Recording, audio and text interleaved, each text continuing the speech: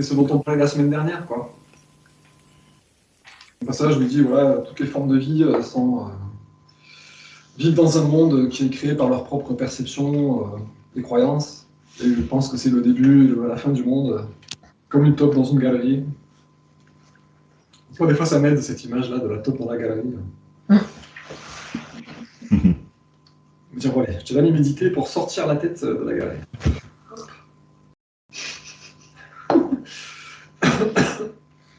Donc, la réponse de la question qui gouverne le monde, par rapport à ce qu'on a dit tout à l'heure, c'est celui qui gouverne nos croyances.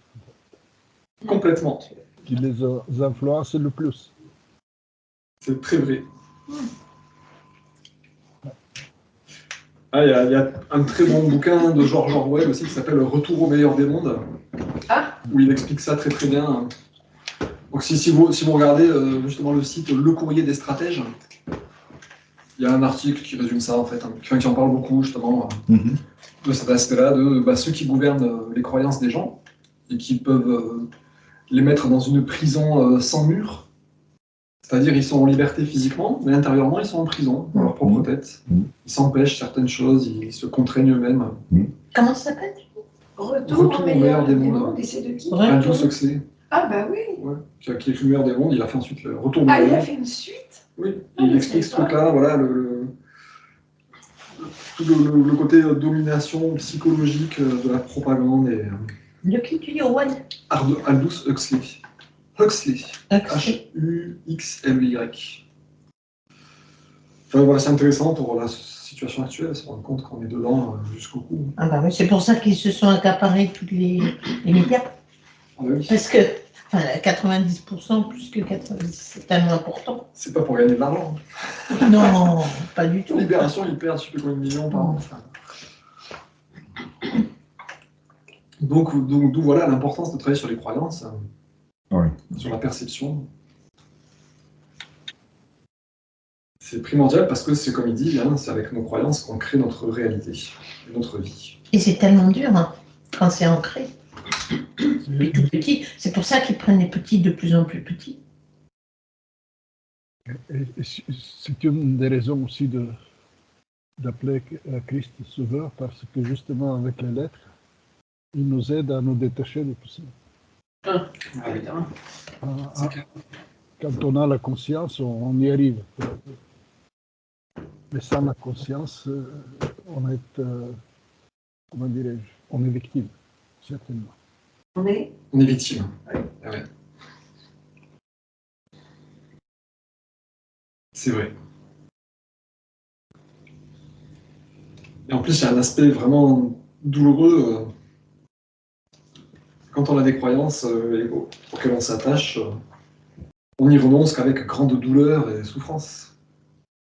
Avec des deuils. Et c'est pour ça qu'il y a aussi le texte de la servitude volontaire. Huxley explique ça aussi très bien, quoi, que les gens eux-mêmes réclament leur propre servitude. C'est ça. Mais ils l'ont dit, hein, le forum économique, ils avaient dit. Ils demanderaient eux-mêmes, les gens demanderaient eux-mêmes. On nous réclame ce qu'on connaît et ce qu'on est habitué. Voilà, oui. Parce qu'on est construit là-dessus. C'est ça. On n'aime pas trop l'inconnu. On n'aime pas l'inconnu. C'est clair. Et il faut gommer, il faut se sentir. Moi, ça me fatigue de Dieu. Enfin, j'ai déjà pensé, j'ai déjà travaillé là-dessus et c'est revenu en boucle. C'est ça. Puis des fois, on s'est donné du mal pour acquérir ses croyances, ou pour se soumettre à un diktat. Et du coup, le fait qu'on soit donné du mal pour... qu'on ait investi beaucoup d'énergie pour rentrer dans ce nouvel état de croyance, bah, ça nous empêche d'en sortir facilement. On ne veut pas perdre notre investissement. Si, il faut se vacciner. Moi, je me suis convaincu qu'il fallait y aller. Donc. Et ça, je lisais un article, c'est lié à notre corps émotionnel. Ah oui. Tu vois? Donc, il conseillait de travailler sur cette partie de nous. Merci. Complètement. Merci. On travaille sur l'esprit et sur les émotions. Bon, ben donc le passage d'aujourd'hui, hein, c'est un petit peu la continuation,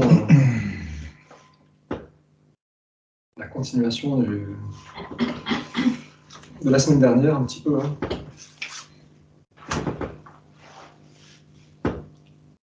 ça parle un petit peu de justement du fait de créer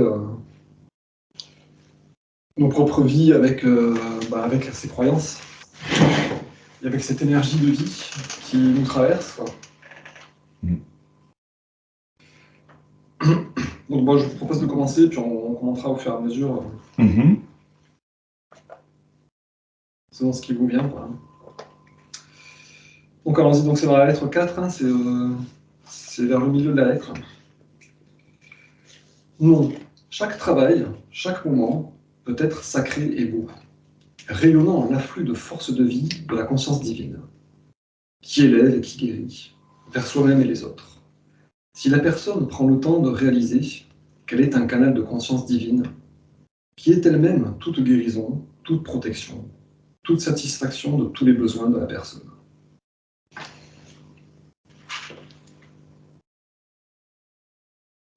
Donc vous voyez un peu la croyance qu'il faut atteindre.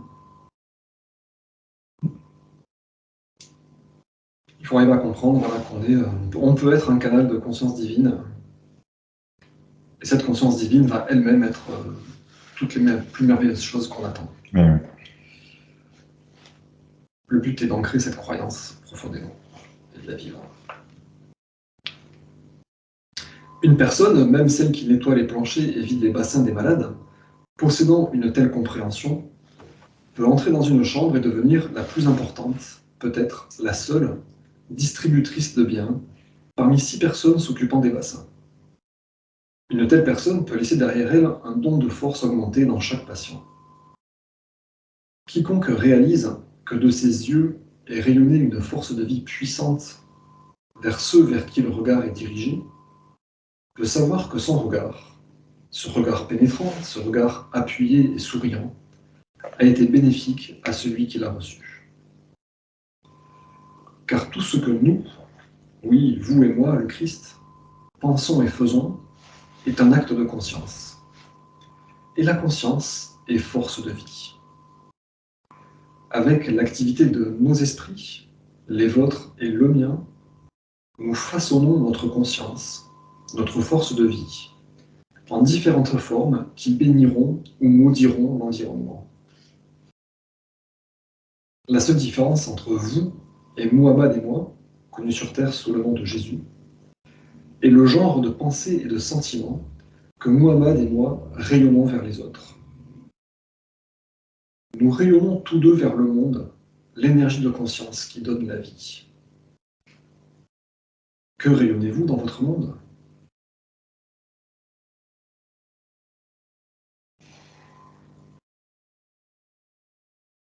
On peut faire une première pause ici.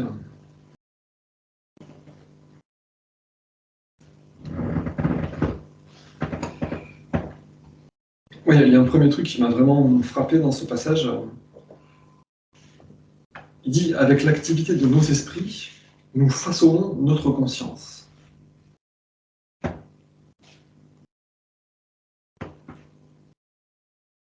C'est intéressant quand même. Oui, parce que au niveau quantique, on génère autour de nous quelque chose de puissant. Donc là, je relis la phrase. Hein.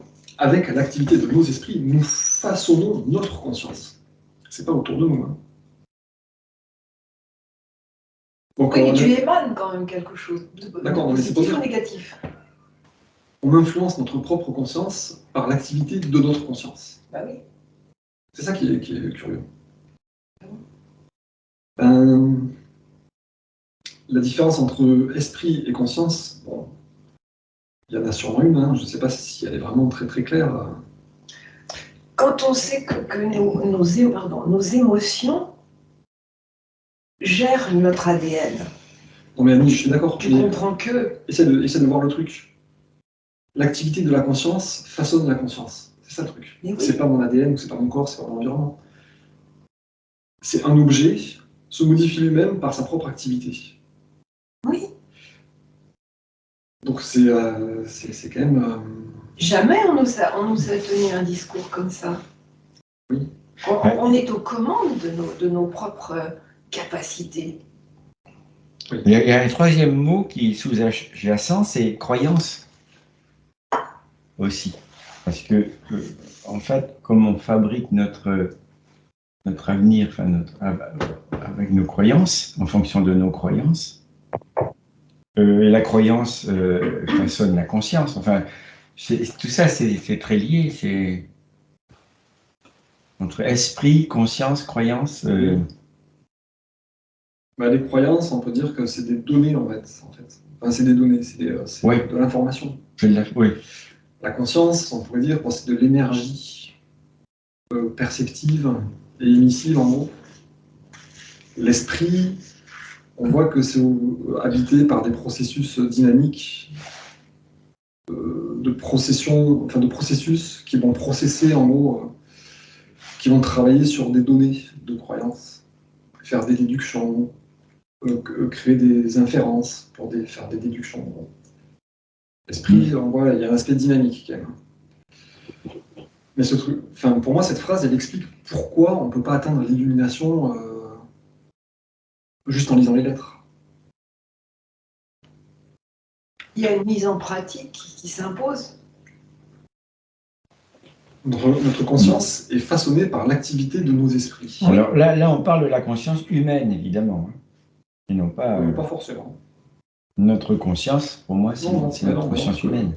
Tu as dit, avec l'activité de nos esprits, les vôtres et le mien, le Christ, il n'est plus du tout dans la conscience humaine, quoi.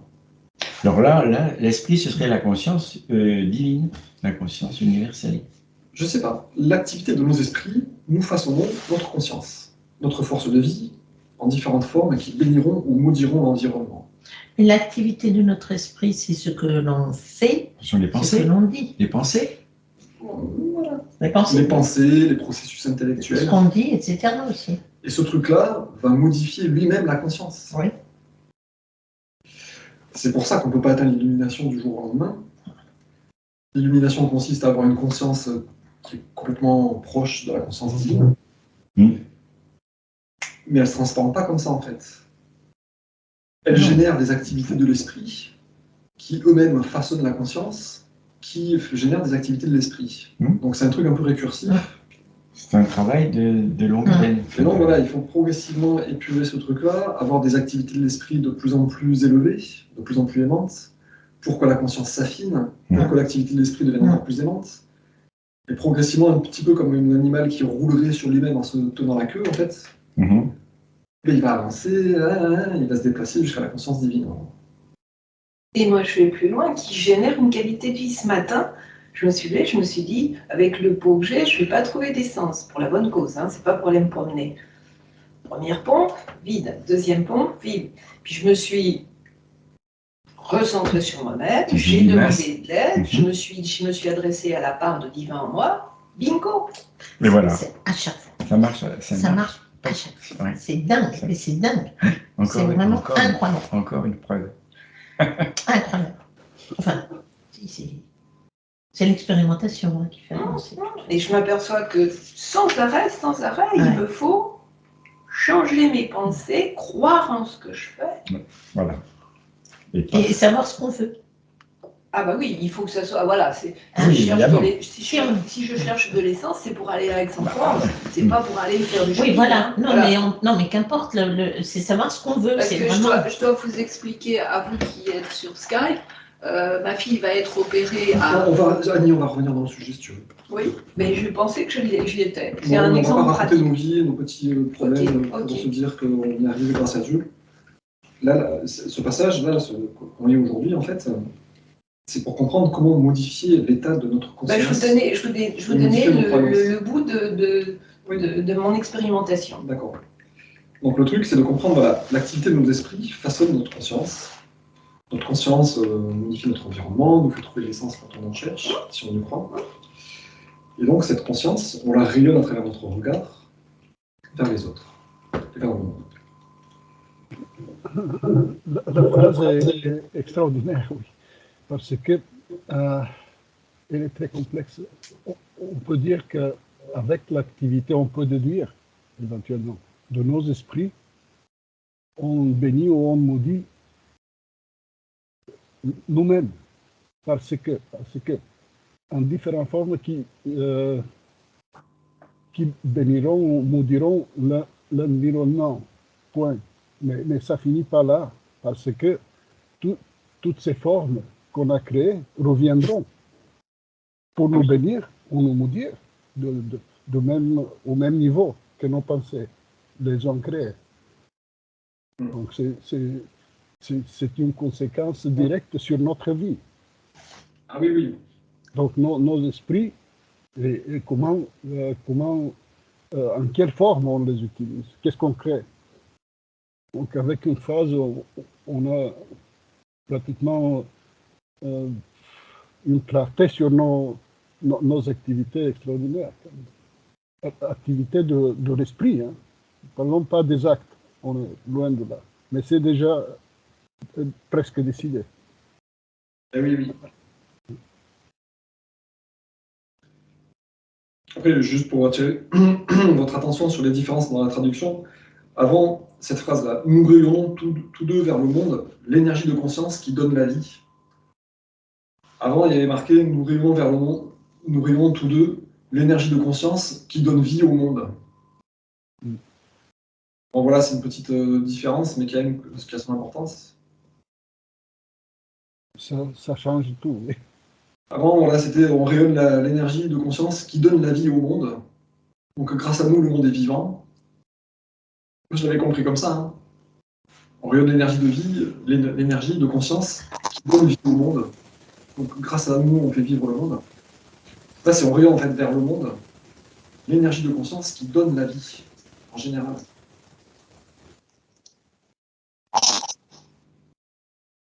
Donc, l'énergie de conscience qui donne la vie, c'est des formes de conscience voilà, qui bénissent le monde, quoi. C'est la conscience divine, encore une fois, quoi. Et ça permet donc de trouver des solutions à nos problèmes. Ça permet de rendre la personne dans la salle d'attente du docteur qui tape son pied par terre, ça permet de la calmer, comme faisait Colette. Voilà. Ça permet, comme disait Régine aussi, de calmer l'enfant qui fait du bruit, pour l'enlever de la lumière. L'énergie de conscience qui donne la vie. Donc voilà, il faut s'efforcer d'avoir une activité de conscience, une activité de l'esprit, qui va façonner notre conscience de telle sorte qu'elle rayonne cette énergie qui donne la vie. Maîtriser son esprit, ouais. Ce n'est pas évident. Ouais, puis bien comprendre en tout cas, l'énergie de conscience, elle est émanée par notre conscience. C'est pas curieux, ici. Et donc c'est notre état de conscience finalement qui rayonne de l'énergie en permanence, qu'on le veuille ou non, quoi. Notre conscience est créatrice. Oui. Et qu'on le veuille ou non, voilà, c'est comme une bougie qui rayonne de la chaleur. Notre conscience rayonne de l'énergie en permanence. Qu'on dorme, qu'on soit occupé ou pas occupé.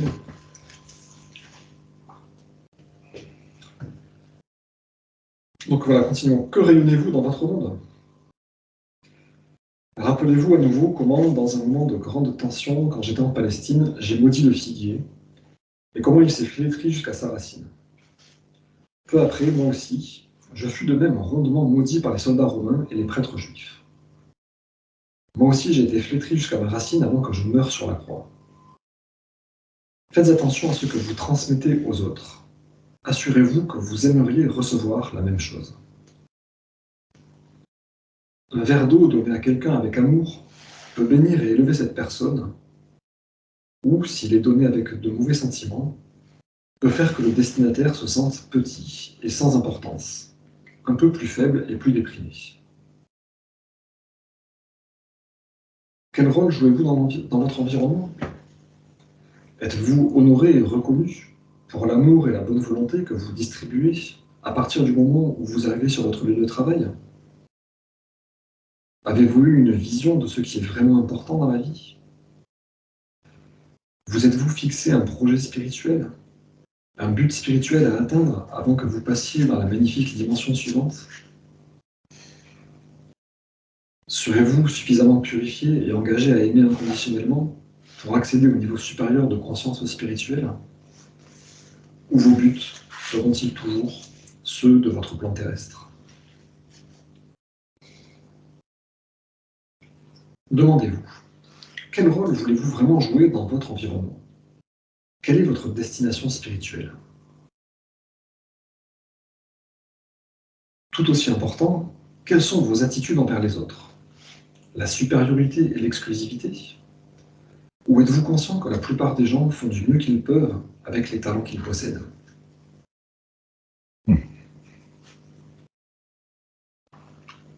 Ça aussi, c'est quelque chose d'important à se rappeler en permanence. Pour atteindre votre plein potentiel, vous devez réaliser que ni la position, ni la richesse ne peuvent limiter le pouvoir que vous exercez dans le monde. Vos seules limitations sont vos comportements et les pensées qui proviennent de vos comportements.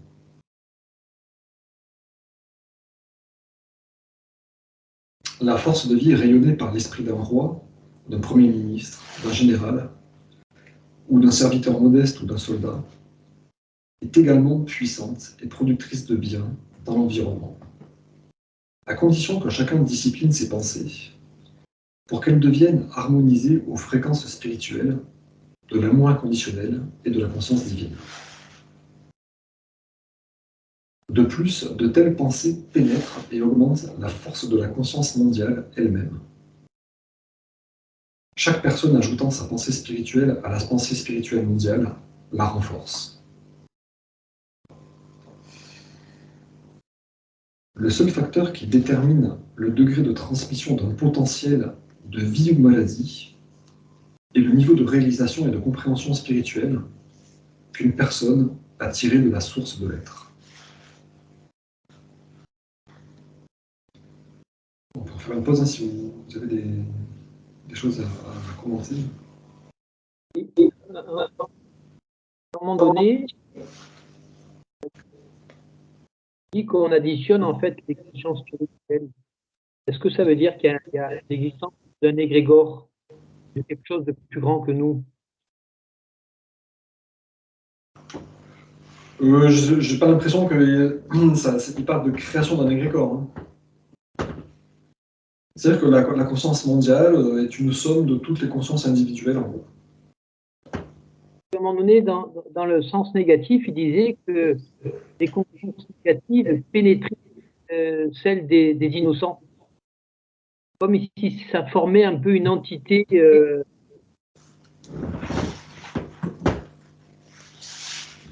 Ah oui, c'est un passage où il dit que la conscience infecte la conscience des autres comme un virus.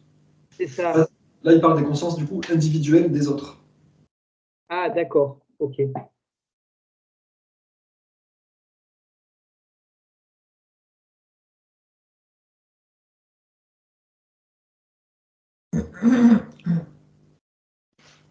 C'est vraiment la conscience mondiale elle-même, voilà, qui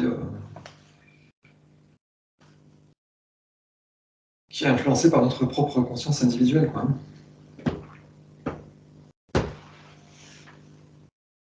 Et donc, il y a pas de conscience collective. Il y a que l'addition de conscience individuelle. J'ai mal compris ce que tu as dit. Il disait, il n'y a pas de notion de conscience collective, il n'y a que l'addition de conscience individuelle. Je sais pas. Oui. La conscience mondiale nous influence aussi, sans doute. Oui, mais là, la conscience mondiale, c'est sûr qu'elle nous influence, mais elle n'est déjà qu'un cumul de conscience individuelle. Oui. Donc, après, on va dans le sens ou pas de cette conscience mondiale, ou alors on apporte par sa propre conscience, on la renforce, il le dit d'ailleurs, hein. Ou alors, si on pense autrement, on ne va pas la renforcer. Il y a chacun et on est tous un. Oui, on est tous individualité quand même. Oui, oui. On ne peut pas le nier.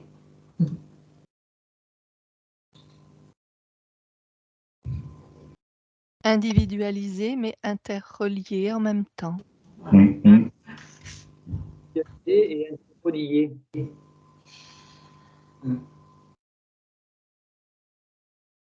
Donc en gros, enfin, voilà, ce passage, il sert aussi à relativiser notre insignifiance par rapport au roi ou au Premier ministre. Hein. La conscience de groupe est la somme des consciences des individus, ça c'est certain. Et donc, elle peut avoir un surplus en tant que groupe, mais Christ explique que ces effets sont de courte durée. On peut influencer une situation dans le monde ou autour de nous, mais en courte durée, si on ne change pas la conscience des gens, par exemple, qui forment ce groupe. Donc la conscience individuelle est beaucoup plus importante. C'est la base de tout.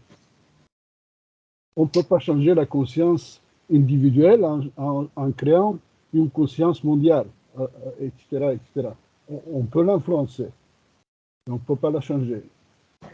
Par exemple, c'est un travail qui inclut le personnel, le travail personnel et la compréhension.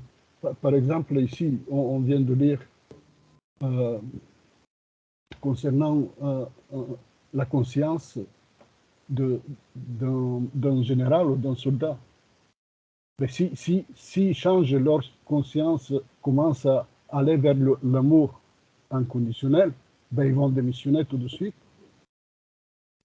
À un moment donné, le changement de leur conscience. On ne peut pas continuer à être soldat et tirer sur les gens en étant, en avoir en soi l'amour inconditionnel à un niveau donné. Donc ça influence extrêmement nos vies, tout ça. La conscience est tout. Ça détermine toutes nos actions et les retours, comme on venait de dire. Oui. En tout cas, voilà, les méditations mondiales pour la paix, c'est gentil, mais à changer la conscience individuelle de chacun, c'est plus puissant. Dragomir, pourquoi tout à l'heure tu as dit, à propos de la conscience, qu'elle soit de courte durée? J'ai eu du mal à comprendre là. Je vais vous donner un exemple. Il y avait enfin, peu importe, les leaders du mouvement New Age, par exemple, ils ont organisé en Palestine, ou c'était au Liban, je ne me souviens pas exactement où, des prières collectives contre la guerre, contre la violence, etc., etc. Mais vraiment de masse, des milliers de gens ont participé. Et ils ont constaté, eux, que, par exemple, la criminalité dans le mois qui suit a baissé, des problèmes de violence ont baissé, etc. Donc il y avait un effet. Mais cet effet était de courte durée dans le sens où, dans un mois, tout est revenu. Et les problèmes ont continué et peut-être empiré. On ne peut pas se mettre, on ne peut pas prendre 1 million de personnes et les faire payer pour qu'ils prient toute la journée pour les autres. Oui, d'accord, je comprends. Techniquement, ça peut se faire, mais ça nous amène nulle part. C'est notre conscience personnelle qui compte. Au plan personnel, mais au plan total aussi. C'est pour ça que j'ai dit en courte durée, parce que quelque chose qui n'est pas accompagné avec un changement de conscience et que de bonne volonté ou des souhaits gentils, etc., ça ne peut pas survivre longtemps. Oui, avec l'exemple, je comprends maintenant. Merci. Pardon. Oui, merci.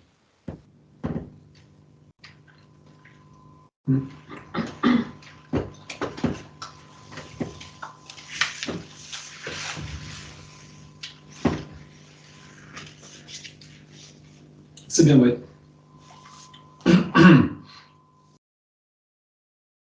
moi je trouve qu'en même temps, pourtant, s'il y a le nombre et la puissance, ça peut ouvrir des consciences aussi, justement. Après, c'est pas nous qui faisons, non, mais les consciences peuvent s'ouvrir. Et donc après, peut-être pas en une fois, mais plein, enfin si, en une fois, mais les consciences peuvent s'ouvrir et changer.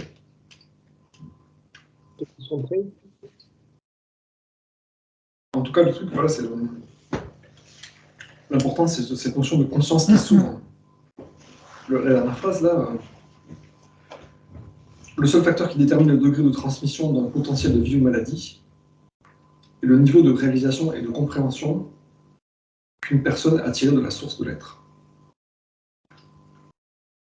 Donc l'ouverture de conscience, c'est ce qui va rendre cette influence forte. Entre deux personnes qui prient pour la paix, on va dire mondialement, celui qui le fait sans aucune compréhension spirituelle va avoir une certaine influence. Quelqu'un qui le fait avec une forte compréhension spirituelle et qui va être fortement connecté à la source va avoir une très forte influence. Oui, sûr. Ça paraît évident. Oui. Mais c'est vrai que c'est important de dire ce truc-là pour comprendre cette notion d'ouverture de conscience. L'ouverture de conscience, c'est pas avoir lu plein de bouquins, ou être tolérant vers toutes les religions. C'est avoir créé un lien fort avec la conscience divine. Quoi. Et puis de venir le réalimenter, le nourrir, méditer plusieurs fois dans la journée. Faire que ça, en fait. Enfin, pas que ça, mais si, on a deux vies, en fait. On a la vie terrestre et la vie divine en permanence. Puisque chaque acte, chaque pensée... On sent que... voilà. Ouais, puis après, revenir, c'est compliqué.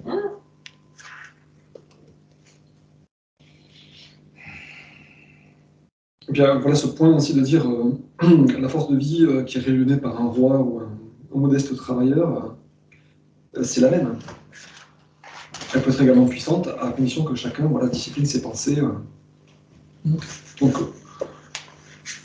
on se dit, voilà, il y a des grands ministres, des grands, je sais pas quoi, riches, des grands qui ont beaucoup d'influence dans le monde matériel. Sur le plan de l'esprit, on est tous égaux au niveau de l'influence qu'on peut avoir. J'aime beaucoup le début du passage que tu as pris, la personne qui lave le sol. C'est superbe cet exemple-là, au tout début. Ah oui, oui, oui. C'est magnifique. Même celui qui a le travail le plus obscur, il est important. Et il peut devenir peut-être la seule personne qui... Oui. L'exemple est bien, est tellement évident et criant, dans le bon sens du mot. Et puis, c'est très... J'adore la formation. Une telle personne peut laisser derrière elle un don de force augmenté. Exactement. Voilà, un don de force augmenté. C'est super bien. On peut faire des cadeaux, de vie aux gens en étant gentil. Ça donne envie d'y aller, quoi. C'est bien, c'est gentil d'apporter des fleurs et des oranges. Mais d'apporter de la vie augmentée. Un don de force augmenté dans chaque patient. Donc en tout cas, voilà, rassurons-nous, nous pouvons aussi avoir une forte influence sur la conscience du monde, et donc sur les événements mondiaux, par notre intensité de connexion à la source de l'être. C'est rassurant quand même. Donc on va continuer pour aller finir le passage. Par conséquent, l'homme qui enlève joyeusement les déchets de son voisinage, avec un bon cœur et une bénédiction pour tous ceux qu'il rencontre, est une vive lumière brillant dans son petit monde. Et l'homme riche au mauvais caractère et avide d'argent, sortant de son hôtel particulier pour se rendre à son bureau, est un puits d'obscurité qui peut être ressenti négativement par ceux qui se risquent à l'approcher. Qu'importe ce que vous faites, ce que vous possédez, la position que vous occupez dans la vie, il n'y a pas de limite à votre développement potentiel pour le bien. Je vous répète cette phrase que j'adore. Qu'importe ce que vous faites, ce que vous possédez, la position que vous occupez dans la vie, il n'y a pas de limite à votre développement potentiel pour le bien. Il n'y a pas de limite à la splendeur et à la gloire potentielle de votre être. Votre seule limitation est la quantité de temps et d'énergie que vous êtes prêt à consacrer à méditer sur votre source de l'être et à ouvrir votre conscience humaine pour entrer en cela et recevoir cela dans votre esprit.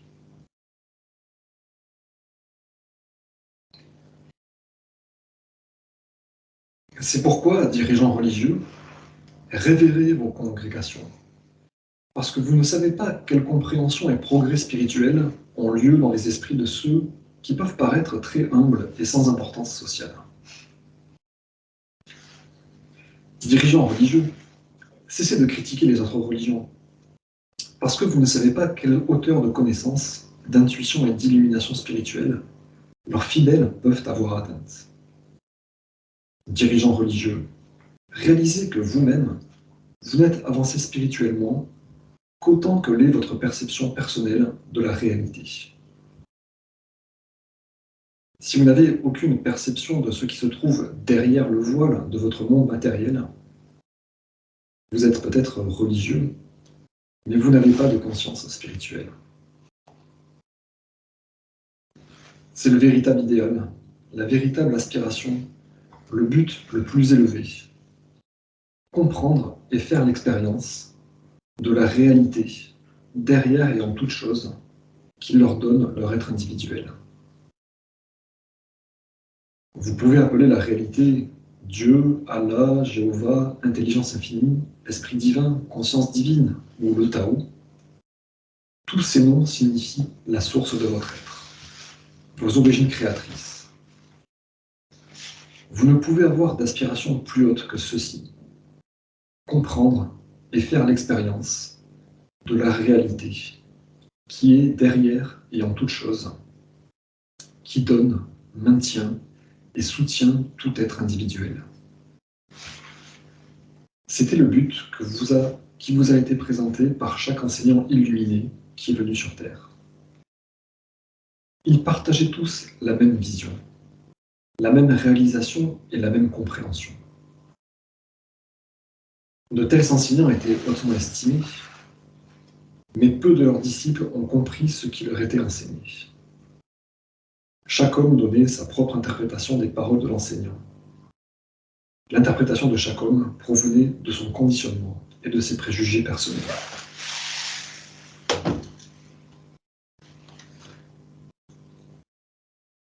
Donc là, oui, ça fait un petit peu la boucle sur le fait qu'on vit selon nos croyances. L'interprétation de chaque homme provenait de son conditionnement, de ses préjugés personnels. Et ça fait un peu la boucle aussi sur l'activité de vos esprits façonne votre conscience. Chaque homme donnait sa propre interprétation des paroles de l'enseignant. La vérité contenue dans les paroles de l'enseignant n'était pas complètement imprégnée et absorbée par la conscience directement. Malgré le fait que les mots soient clairs, les disciples entretenaient leur propre processus de conscience, malgré les paroles de vérité de l'enseignant.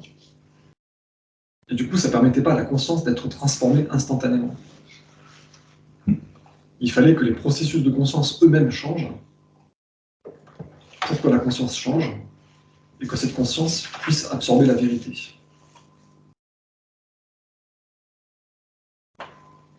C'est ce que Jésus a dit quand il a dit que ses apôtres n'avaient pas dit la vérité sur son enseignement parce qu'ils n'avaient pas compris vraiment ce qu'il disait au fond. Et les mots peuvent être interprétés de tellement de façons différentes que chacun après amène son interprétation personnelle en fonction de ce qu'il a compris, en fonction des mots. Alors que ce sont les mêmes mots pour tout le monde, mais les mots n'ont pas le même sens pour tout le monde. Mais la conscience, voilà, c'est comme si elle avait une texture qui ne permettait pas d'absorber sans transformation la vérité directement. Et du coup, je me rends compte à mon niveau personnel que la méditation me permet d'avoir des processus mentaux différents, et des réflexions différentes, ce qui en fait change la qualité de ma conscience, et ce qui me permet de comprendre les choses à un niveau différent. Donc c'est vraiment un processus très indirect, en fait. Il faut que je pense autrement pour avoir une texture de conscience différente qui va me permettre d'absorber différemment les choses. Il faut être inspiré. Il faut faire venir l'inspiration divine. C'est moins qu'on puisse dire, oui. Voilà. On peut dire aussi que peut-il comprendre un être qui est possédé par ego?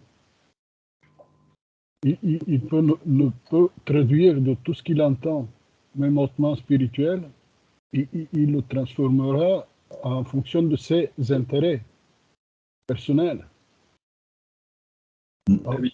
Souvent en dépit des autres, donc des êtres comme ça s'organisent, ils créent une hiérarchie en vue on peut expliquer ça par diverses manières, mais finalement on arrive des paroles hautement spirituelles à une pratique religieuse désastreuse, en fait. Voilà, parce que ces mots, ces idées ont été filtrées par l'ego. Voilà. Et l'ego a trouvé la manière dont l'individu tirerait un bénéfice propre de ça. Voilà. C'est à peu près le processus de la création de l'hierarchie et de religion et tout ce qu'on veut dans la société. Malgré toutes ces paroles qui nous viennent de temps en temps par tel ou tel, on peut la dire saint ou voilà, quelqu'un qui a pu recevoir. C'est un peu l'histoire du monde. Oui, et puis on finit par le Forum économique mondial à la fin qui veut notre bien en nous tuant tous, quoi. Ou on finit par l'Inquisition, les croisades. Au nom de Dieu, on va massacrer les gens. Ouh. Aime ton prochain, donc tue-le. Voilà, c'est un peu ça ce que ça devient par l'ego, quoi.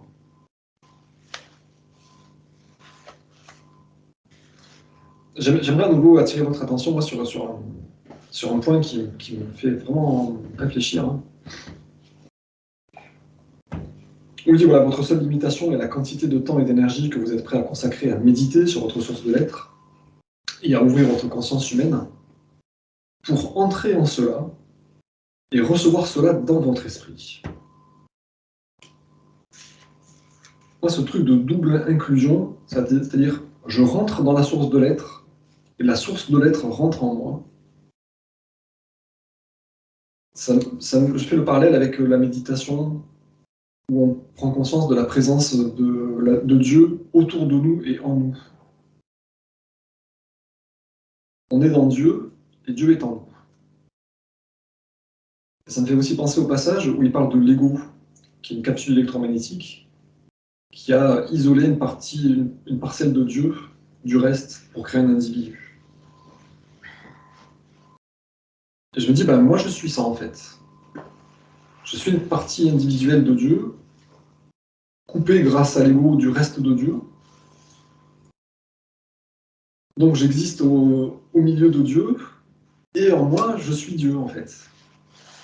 Donc il y a une espèce de double situation. Je suis pris en Dieu, et j'ai pris Dieu en moi en fait. Et je sais pas, méditer sur ce point-là, moi ça me fait du bien, vraiment. Ça m'aide à comprendre ma vraie nature de petite poussière dans l'immense champ cosmique, quoi.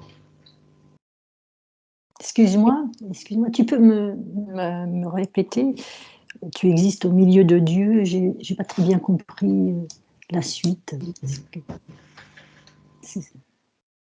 Le truc, c'est de prendre conscience que j'existe au milieu de Dieu, c'est-à-dire la conscience divine est autour de moi,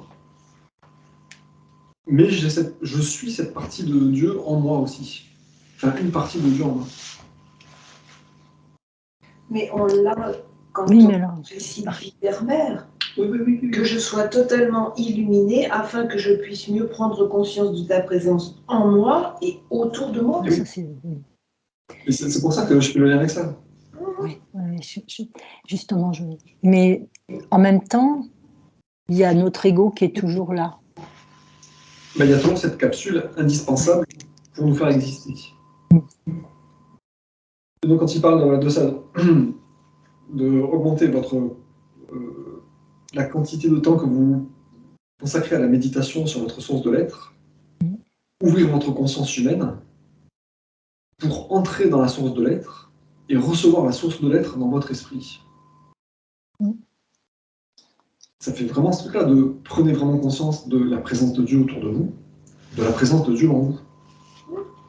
Et c'est comme si à force, c'est ce à quoi je veux en venir, c'est comme si à force ça allait amincir cette capsule de l'ego, en fait. Juste pour finir, sur cette image qui donne aussi dans la lettre 1 des chaînes et des cordes qui entourent jusqu'à obscurcir la lumière, je me disais, c'est cette épaisseur de capsule de l'ego, en fait.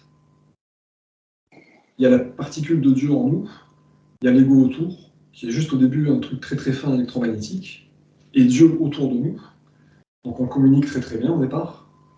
Et puis au fur et à mesure qu'on grandit et qu'on s'insère dans la société, qu'on fait carrière avec notre gros curriculum vitae, notre épaisseur de capsule de l'ego s'épaissit tellement que ça devient une grosse croûte ignoble, fait de plein de colère, d'envie, de ressentiment, de peur. Et la petite lumière intérieure est complètement obscurcie et n'arrive plus du tout à communiquer avec l'extérieur. Et donc l'intention, ça serait de ce truc-là, quoi. Entrer en cela et recevoir cela en notre esprit.